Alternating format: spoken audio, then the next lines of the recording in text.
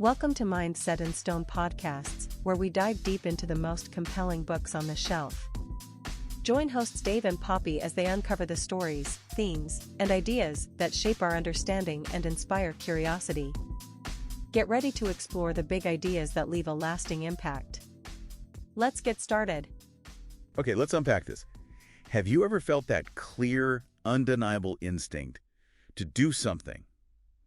Make that call, start at that project, or maybe speak up in a meeting. That feeling, yeah. And then almost instantly, it's like a wave of doubts, fears, or just plain excuses slams the brakes on that impulse. Oh, absolutely. We've all been there, I think, caught in that moment of hesitation, kind of freezing in place. Exactly. What's really fascinating here, though, is that this isn't just about, a lack of willpower. It's actually deeply wired into how our brains function. Right.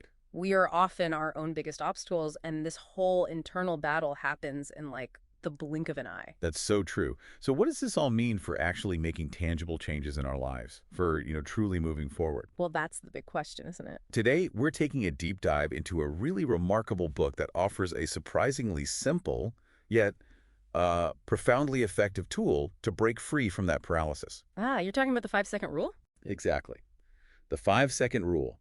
Transform your life, work, and confidence with everyday courage by Mel Robbins. Yeah, and this rule, it isn't just some catchy phrase you hear online. It's actually a powerful metacognition technique.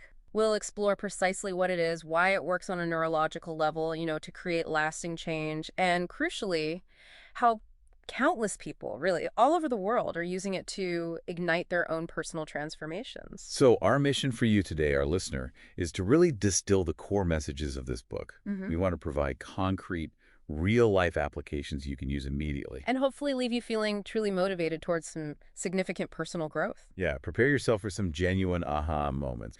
This deep dive, it's all about activating the incredible, often untapped power within you. Now, what's particularly compelling about the 5-second rule is its unexpected origin story. Right, it wasn't cooked up in some lab or boardroom. No, not at all. It was born out of sheer desperation by Mel Robbins herself at a point when her life felt like it was just completely falling apart. Yeah, picture this. It's 2009, Mel's 41 years old. Right. And she describes her marriage, her finances, her career, her self-esteem, everything as all in the gutter. It was a real low point. Her personal crisis was pretty profound. The sources really detail how she was struggling just to get out of bed each morning. Yeah, caught in that awful cycle of constantly hitting the snooze button. And her family faced serious financial trouble too, right? Like a lien on their house, negative bank account balance. Exactly. Her media career had stalled. She was locked into a contract after a reality show got put on hold, so she couldn't even look for other media jobs. Wow. And it wasn't just her career, was it? Her husband's business. Right, the pizza restaurant business, they poured everything into it, life savings, home equity. Oh, man. And it was struggling badly, bounced checks, relentless collection calls. It got so bad they actually had to unplug their home phone just to get some peace. Gosh, she must have felt completely trapped, overwhelmed by the money problems, and just stuck in this frustrating loop with herself. Yeah, she knew what she should be doing. Get up on time, be nicer to her husband, drink less, look after herself, maybe find a job outside media. But she just couldn't make herself do it. Exactly. That daily struggle, just getting out of bed, it became like a powerful metaphor for her whole life. She'd lie there making promises, tomorrow I'll be the future me, but when the alarm rang... Tomorrow me never felt like getting up. Never. The snooze button became this small act of defiance almost, like a tiny bit of control in a life that felt totally out of control. It's that classic bad habit snowballing, isn't it? Totally. Tired, late, overwhelmed mornings, kids missing the bus. It just cascades. Then one night, something shifted. A seemingly, she called it a dumb idea. Yeah. What happened? She was about to turn off the TV, and a commercial caught her eye. A rocket launching, with that iconic 5, 4, 3, 2, 1 countdown. Okay. And an instinct, like a little spark, fired up in her mind. She thought, that's it, I'll launch myself out of bed tomorrow. Like a rocket. Yeah, I'll move so fast I won't have time to talk myself out of it. That was the thought. Just a simple subconscious signal almost, like a moment of inner wisdom cutting through all the noise. Exactly. And the very next morning, despite that familiar dread, despite thinking the idea was stupid... She ignored how she felt. She did. She counted 5, 4, 3, 2, 1. Without thinking any further, she physically stood up. And that was it. That was the moment. That was the exact moment the 5-second rule was discovered. It just bypassed her overthinking, her excuses, all that inertia that usually kept her stuck in bed. Amazing. And the impact wasn't just about getting up, right? Oh, not at all. The immediate impact of that single action was profound. She started using the rule for other small, difficult things. And gradually, she began to really take control of her life. She went from bouncing checks to financial stability, like millions in the bank. Her marriage went from constant fighting to celebrating 20 years. She cured her anxiety, built and sold 2 small businesses. Incredible transformation. Joined CNN, Success Magazine, became one of the most in-demand speakers globally. So the core mechanic, as she defines it, it's strikingly simple then. It really is. The moment you have an instinct, an impulse to act on a goal or an idea, you must immediately count 5, 4, 3, 2, 1 and physically move. That's key. Yes. If you hesitate, even for a second, your brain will almost certainly stop you. It's about honoring those first fleeting urges before your mind has a chance to slam the door shut. Which brings us to that crucial question. How can something so incredibly simple be so profoundly effective? Right. It seems too easy. It does, but it's definitely not magic. It's deeply rooted in metacognition and modern psychology. Okay, metacognition again. Break that down a bit. Yeah, so the rule is a powerful metacognition tool. That's essentially any technique that helps you beat your brain. That's Mel's phrase. Beat your brain. I like that. It means it helps you override your default, often unhelpful thinking patterns so you can achieve your goals and create immediate, lasting behavior change. Okay, and how does the countdown do that? What are the mental shifts? Well, when you count backwards, 5, 4, 3, 2, 1, you mentally shift gears. Think of it like pressing a reset button in your mind. Oh, okay. It instantly interrupts your default thinking, the usual worries or excuses. It asserts control, and it acts as a powerful distraction from all those reasons not to do something that just instantly pop into your head. So it focuses your mind on moving forward instead. Exactly, in a new positive direction. And then the physical movement that immediately follows, that changes your physiology, and your mind just naturally follows suit. And the backwards part is important too, isn't it? Critically important. Mel points this out. If you count forward, 1, 2, 3, 4, 5, well, there's no clear end. You can just keep counting, right? 6, 7, 8. You could count forever. But with 5, 4, 3, 2, 1, there's nowhere to go after 1. It creates this definitive, non-negotiable prompt to move. It's like a launch sequence. Precisely. And this countdown also serves as what she calls a starting ritual. It activates your prefrontal cortex. Okay, the thinking part of the brain. Exactly. Yeah. The part responsible for focus, deliberate actions, driving change. It essentially helps you bypass the autopilot, the habitual stuff, and engage the conscious decision maker in your brain. And Mel discovered there's this crucial 5-second window, right? This tiny gap. Yes. That gap between an initial instinct to act on something positive, like wanting to send that email or get up to exercise, and your brain slamming on the brakes with doubt, excuses, worry, fear. Just 5 seconds. Just 5 seconds. That hesitation, even if it's just a fraction of a second, triggers a mental system designed to protect you. Protect you from anything new, scary, or uncertain. Right. As she so clearly put it, she realized, it was me. I was holding myself back 5 seconds at a time. That hits home. And this reveals a core battle we all face. It's our feelings versus our actions. Okay. There's research by neuroscientist Antonio Damasio suggesting that a staggering 95% of our decisions are actually based on feelings. Really? Yep. We are, as he describes it, feeling machines that think, not thinking machines that feel. Feeling machines that think. And this creates a huge problem because our feelings in the moment are almost never aligned with our long-term goals. Like wanting to stay comfy in bed versus wanting to have an energized morning. Exactly. Or wanting to avoid a difficult conversation versus wanting a stronger relationship. The rule's power lies in helping you create a wedge, a separation between what you feel and the actions you take. So you don't have to feel like it to do it. Precisely. You can't always control your feelings, but you absolutely can choose how you act. Think about elite athletes. They consistently ignore feelings of tiredness or discomfort to perform at their peak. That makes sense.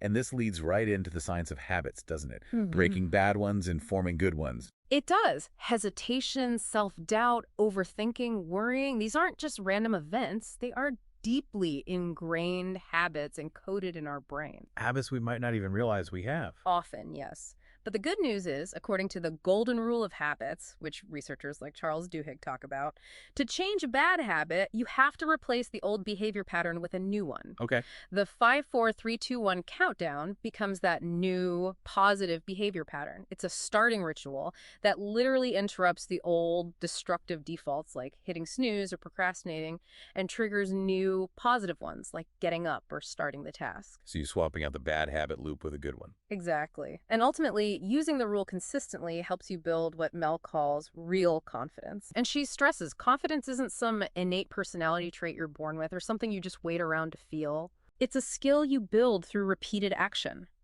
The rule helps you honor your instincts with immediate action, and that leads to what the book calls authentic pride and genuine self-trust. Like you prove to yourself you can do things. Precisely.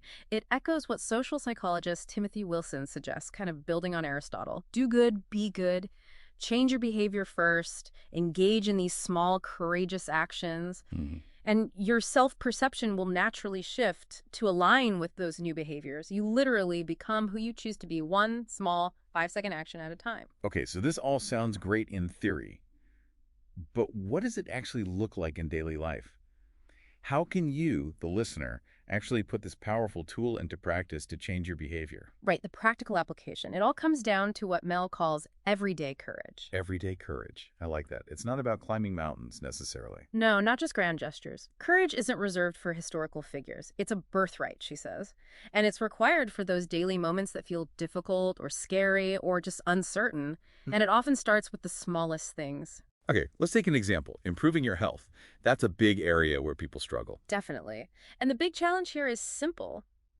You'll almost never feel like working out or dieting or making that healthy choice. So true. The couch looks so much better sometimes. Doesn't it? The problem is almost always your feelings about these things, not the actual plan itself.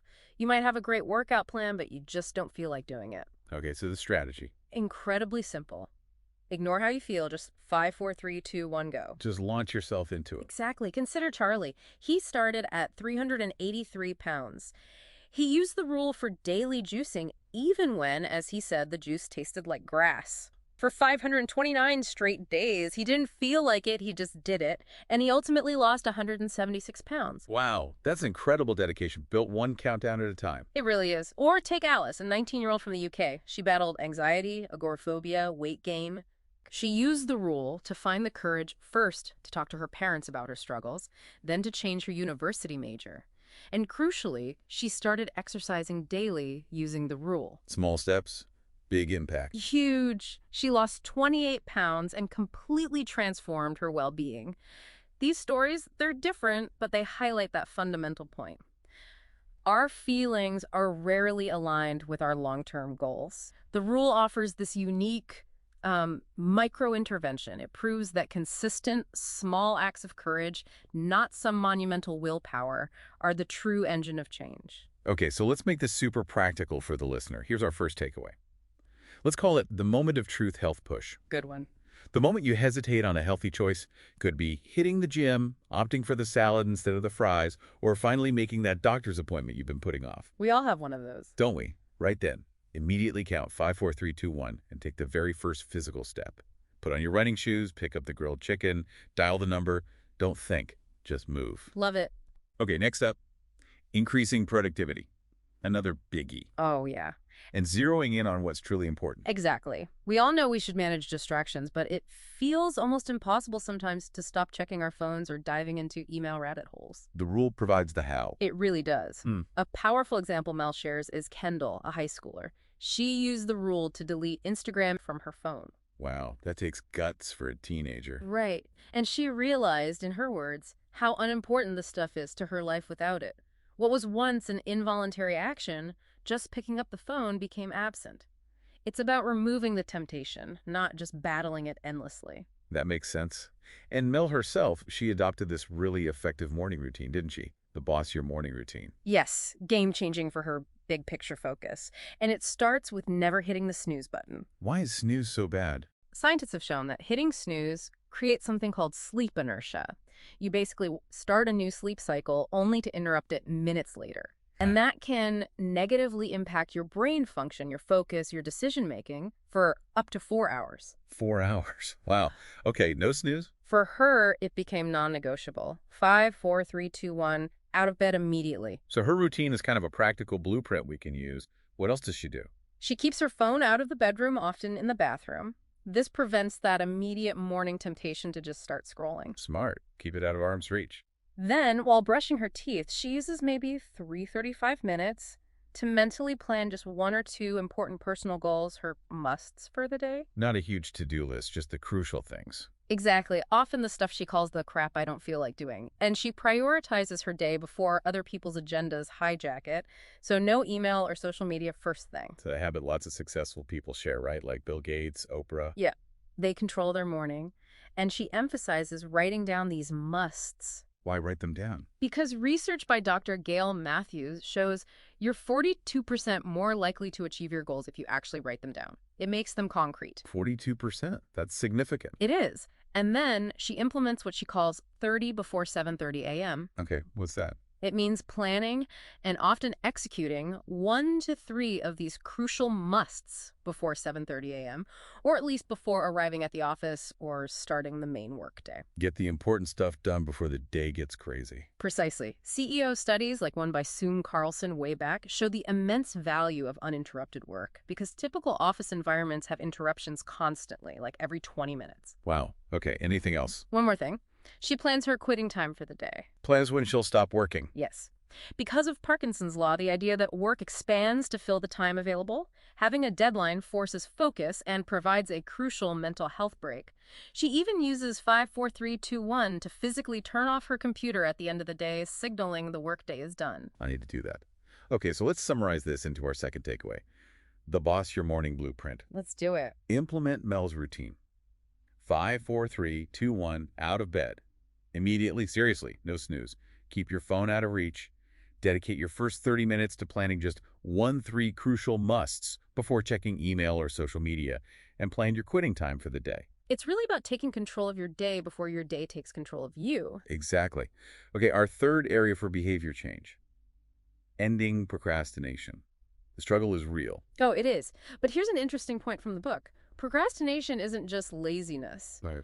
It distinguishes between productive procrastination, that time when you let an idea simmer, let your mind wander, which can be part of the creative process. Right, like letting things percolate. Exactly. And destructive procrastination. That's the kind we usually mean avoiding work that needs to get done, often with negative consequences. Okay, so what's the root cause of that destructive kind? According to Dr. Timothy Peichel, who's researched this for nearly 2 decades, the root cause is actually stress. Stress, not the task itself. Often not. It's a subconscious desire to feel good right now, he says. It's a coping mechanism to get temporary relief from larger life stresses. It's like emotional eating, but for your mind. You avoid the task, get a little dopamine hit from distraction, but it creates more long-term stress. Huh. Like the PhD student example, Scott, who avoided lab work because of underlying financial stress. Exactly. The procrastination was a symptom, not the core problem. Okay, so how do we beat it? The book suggests 3 steps. Yes. First, and this might sound counterintuitive, forgive yourself. Forgive yourself for procrastinating. Yes. Studies actually show that students who forgave themselves for procrastinating on a task were significantly less likely to do it again next time. It breaks that cycle of guilt and self-blame that often fuels more procrastination. That's powerful. Okay, step 1, forgive yourself. Step 2. Step 2, what would the futures you do? Okay, explain that. When you feel yourself putting something off, take a moment to envision your future you, the person you aspire to be, the one who has already accomplished this task. Ask yourself, what would they do right now? So it gives you some objectivity and motivation. Exactly. It connects you to your goals. That's partly why vision boards work. They help you picture that future self and the life you want. Okay, forgive yourself, ask what future you would do. And step 3. Step 3, the most crucial. Just get started with the 5-second rule. Use the rule to break the procrastination habit itself. Precisely. Procrastination is a deep-seated habit of avoidance. The rule helps replace this bad habit, avoiding, with a new, positive one. the habit of getting started. Daniela, one person Mel mentions, shared how she now feels empowered and capable just by beating procrastination using the rule. It improved her relationship with herself. Even Andre, the 16-year-old, used it to overcome those not ready, too busy, not smart enough excuses to finally start writing a book. Yes, and this taps into the progress principle research showing that even small wins, just making a little progress, significantly boosts your mood, happiness, and productivity. Plus, your brain actually remembers unfinished tasks better. It does. It's called the Zeigarnik effect. Mel herself used the rule to replace her snooze button habit, realizing it was just a subtle form of procrastination, giving temporary relief from the stress of the day ahead. Okay, so let's wrap this into takeaway number 3. The micro start for procrastination. Perfect. When you feel yourself procrastinating, first, forgive yourself for past delays. Second, envision your future you and what they would accomplish. Then, 5, 4, 3, 2, 1, and commit to just 15 minutes of working on the avoided tasks. Just 15 minutes. That's it. After 15 minutes, you can take a break if you want to. The goal is simply to start. Often, that's the hardest part. Absolutely. Once you start, momentum often takes over. Okay, so we've covered health, productivity, procrastination. But the rule isn't just for physical actions, is it? Not at all. It's also a surprisingly powerful tool to redirect your thoughts and emotions. It can help you become a genuinely happier person. And Mel's own experience here is, frankly, incredible. It really is. She talks about being a lifelong anxiety sufferer, and she discovered she could use the rule to change her thoughts. She actually cured herself of anxiety, stopped chronic worrying, and even beat her intense fear of flying. She literally transformed her mind. She says her mind now works for her, not against her, making her the happiest she's ever been. So let's break down how it helps with worry first. Constant nagging feeling. Right. The problem is worry is often a habit, something we learn. Dr. Carl Pellimer's Legacy Project interviewed 1,200 senior citizens. Okay. And most regretted wasting so much time worrying. They called it an enormous waste of your precious and limited lifetime. Wow. Hearing that from people at the end of their lives, powerful. Isn't it? And worry can be sneaky. It can even be triggered by positive emotions. Mel shares a story about being at her daughter's prom dress fitting, feeling this intense love, which then triggered fears about time passing too quickly, leading to sadness and a feeling of loss, right there in a happy moment. Brené Brown calls it trying to beat vulnerability to the punch. Trying to protect yourself from future hurt by worrying now. Exactly. So the strategy is to use the rule to pull yourself back to the present moment when your mind starts drifting into that negative territory. Hein, one person who used the rule, recognized this as creating a fake reality in his own head. Okay, so how do you pull yourself back? The solution Nell suggests is immediate. 5, 4, 3, 2, 1, and then ask yourself 2 powerful questions. What am I grateful for in this moment? And what do I want to remember? This forces your brain to shift focus immediately to positive aspects. And neuroscientist Alex Korb explains this actually changes your brain chemistry. It activates the region that produces dopamine. So you're actively choosing a positive thought.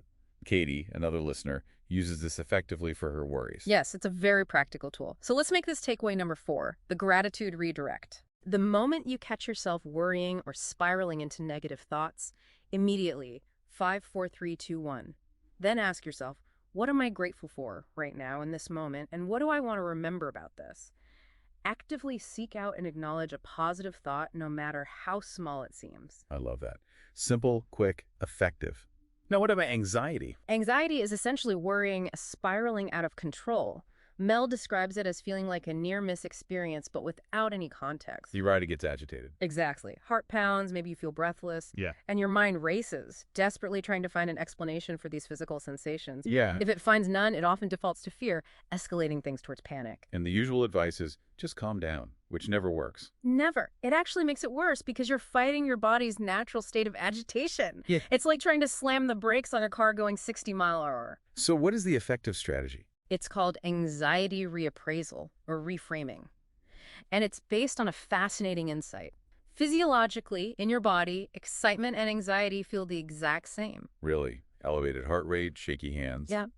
Heightened senses, maybe butterflies in your stomach. The only difference is what your mind calls it, the label you put on the feeling. So instead of thinking or saying, I'm nervous or I'm anxious, you intentionally reframe it. You say, I'm excited. I'm excited, even if you don't feel excited. Especially then. This gives your mind an empowering explanation for those physical sensations. It stops the brain from searching for danger and escalating the fear, and eventually, because the context is positive, the body starts to calm down. Wow. There's research on this. Yes, Alison Woodbrooks at Harvard Business School studied this. Her research showed that intentionally saying "I'm excited" actually improved performance in stressful situations, like singing in public, giving speeches, even taking math tests. That's amazing. And Mel uses this for public speaking herself. She does. She still gets nervous before every talk, even as one of the top speakers, but she consciously reframes it as excitement, tells herself, "I'm excited." Susie used the rule to stop that feeling in her stomach from holding her back. Jay Gregg reframed his feelings to beat his anxiety. Even an 11-year-old used it for stomach knots before school. It works across ages. Uh-huh. Okay, this is a really powerful one. Takeaway number 5, the excitement shift. Yes. When you feel anxiety or nerves building, maybe it's stage fright, a job interview, even the early symptoms of a panic attack immediately, 5, 4, 3, 2, 1, then declare aloud or just to yourself, "I am so excited." Reframe it. Give your brain an empowering, positive context instead of a fearful one. Brilliant. Okay, one more internal state. Yeah. Beating fear, like specific phobias or intense fears. Yes. Fear can make us do, as Mel says, nutty things. Like her fear of flying, she'd be scanning the boarding area for nice people to sit near, visualizing crashes. Oh, wow. That sounds exhausting. How did she beat it? She used the 5-second rule combined with the technique she calls anchor thoughts. Anchor thoughts. Yes. The strategy is to create, ahead of time, a specific, vivid, positive anchor thought that's relevant to what you're afraid of. You focus on the desired successful outcome. It's a form of if-then planning. Okay, so you prepare the positive image beforehand. Exactly. Then, when the fear starts to set in, maybe as you're boarding the plane, you immediately 5, 4, 3, 2, 1, and force yourself to focus intently on that vivid anchor image. What were her anchor thoughts for flying? She had a few, visualizing herself successfully climbing Tabletop Mountain after a flight to Arizona, walking on the beach with her mom after landing in Florida, or having a successful dinner with a client she was flying to meet. Focusing on the positive result of the flight. Precisely. It gives your mind the context it needs, a positive direction, which helps calm the body's fear response.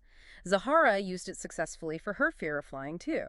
And Mel also applies this to things like stressful negotiations. Picturing the positive outcome helps her stay centered and confident. That makes a lot of sense. There's also a really moving story in the book about this, involving James.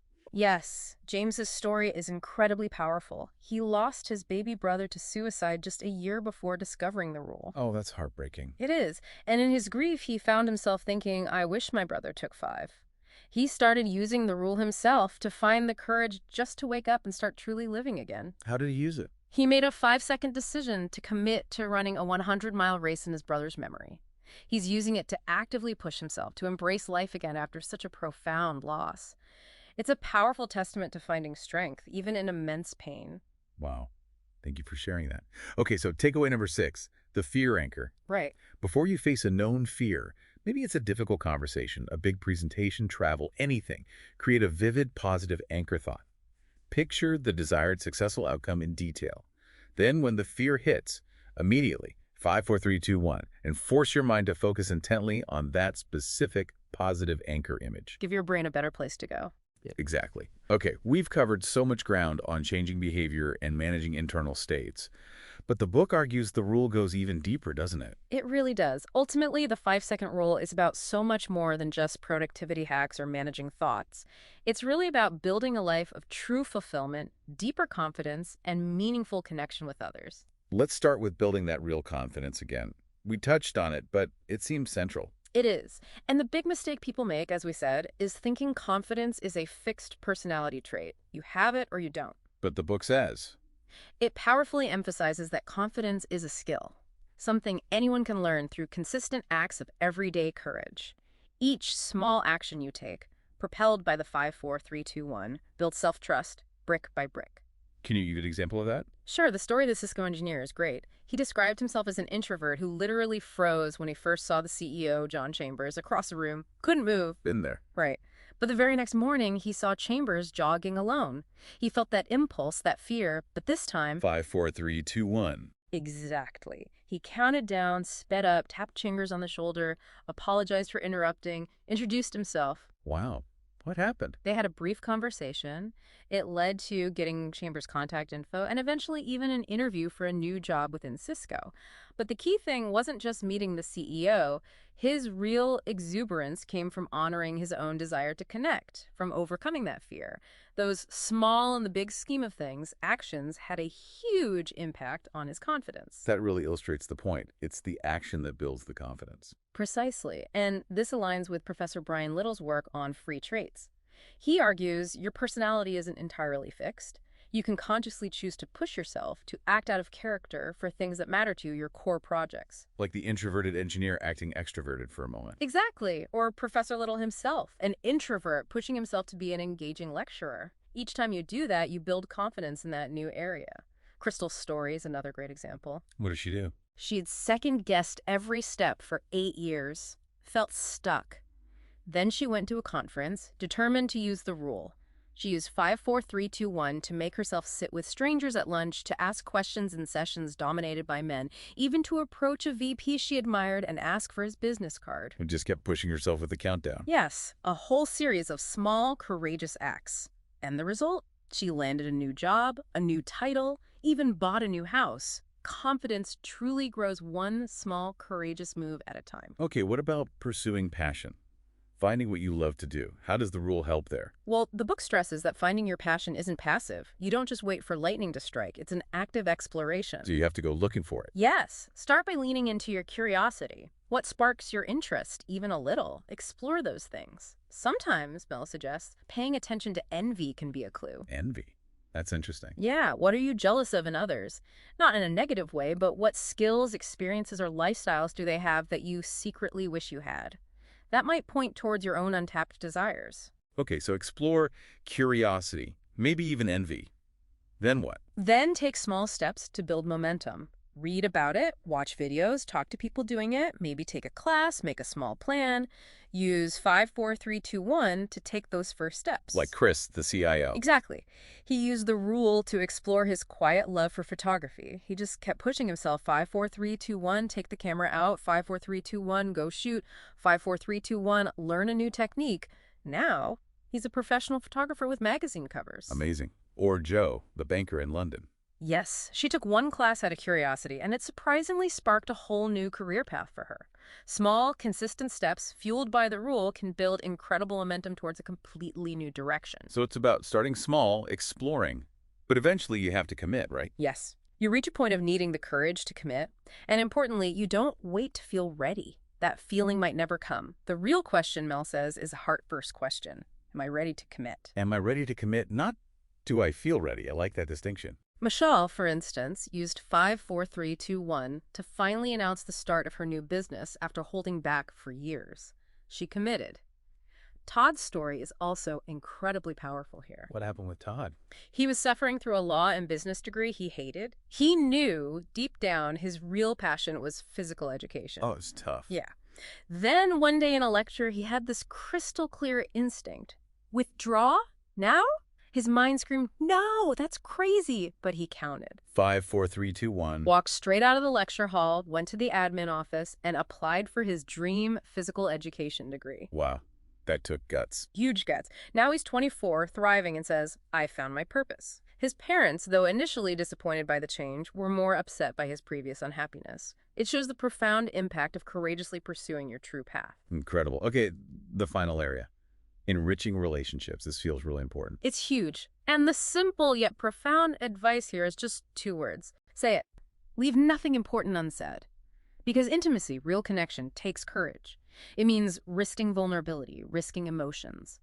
Silence, on the other hand, inevitably creates distance. Don, a man in his late 50s, started using his own version of the rule. Nothing important would be left unsaid. He finally found the courage to tell his adult daughter how much he admired her for taking in family members and volunteering things he'd felt but hesitated to express. Why did he hesitate? He was afraid he'd get emotional, but that simple act of saying it transformed their relationship. Wow. And Mel had a similar experience with her dad, right? Before his surgery. Yes. He casually mentioned he was having surgery for an aneurysm they'd found by mistake. Mel felt this strong instinct to ask him, Dad, are you scared? Her mind protested, "Don't ask that, it'll upset him." But she used the rule. 5, 4, 3, 2, 1, she asked the question. And his candid response, talking about having no regrets, wanting to see Africa, wanting to jump out of a plane, it profoundly changed her perspective on living life without hesitation. It opened up a deeper connection. Absolutely. And then there's the incredibly poignant story of Josh Woodruff. This one is really sobering. A week before he was tragically killed by a hit-and-run driver, a friend, Mary, saw him in the grocery store. She felt the impulse to say hi, but she didn't. She hesitated, and the moment passed. Oh, that's heartbreaking. Josh's mom, Karen, described her son as someone who lived without hesitation, who wasn't afraid of emotions. On New Year's Eve, just hours before his death, he texted his parents telling them how much he loved them, words they now treasure beyond measure. It's just a stark reminder. Sometimes there is no next time. The opportunity to connect, to express something important, can be incredibly fleeting. Okay. This leads us to our final practical takeaway, number 7, the unspoken connection. A really important one. Think about it. Identify one important thing you've been hesitant to say to someone you care about. Could be a compliment, a difficult truth, an apology, and I love you, anything. The moment you feel that instinct, that nudge to say it, 5, 4, 3, 2, 1, and say it, don't let the moment, or maybe even the opportunity, pass you by. Use the courage the rule gives you to close the distance. Exactly. Wow. What's truly fascinating here, when you step back, is how all of these transformations, tackling big goals, healing deep fears, enriching relationships, they all seem to boil down to that same simple moment of choice, that 5-second window. It really does connect everything, and if we look at the bigger picture, it reveals something profound. Greatness, fulfillment, happiness, they aren't fixed personality traits you're born with or some stroke of luck. A birthright, as Mel says, activated through consistent, courageous action 5 seconds at a time. The power isn't somewhere out there. It's always been inside you, just waiting to be unleashed. So this raises an important question for you, our listener, right now. What is your 5-second window moment today? Is there one small thing you've been avoiding? One idea you've been overthinking? One conversation you've been putting off? That precise moment, you feel the instinct to act. Or maybe you feel that familiar surge of hesitation. That's your cue. That's the signal. So your challenge, maybe your journal prompt, your very next step is this. What is one thing you've been waiting to do or say or pursue where you will apply the 5-second rule today to stop waiting and start truly living? Because remember, your life isn't going to magically begin again someday. The time to reveal your own greatness is right now. So what are you waiting for? We hope you're leaving with fresh insights and a spark of inspiration. Remember to subscribe, leave a review, and check back for more episodes as we dive into new worlds of thought, one book at a time. Until then, keep your mind set in stone and your curiosity open. This has been a Big L Riz Media podcast, where big ideas meet lasting impressions.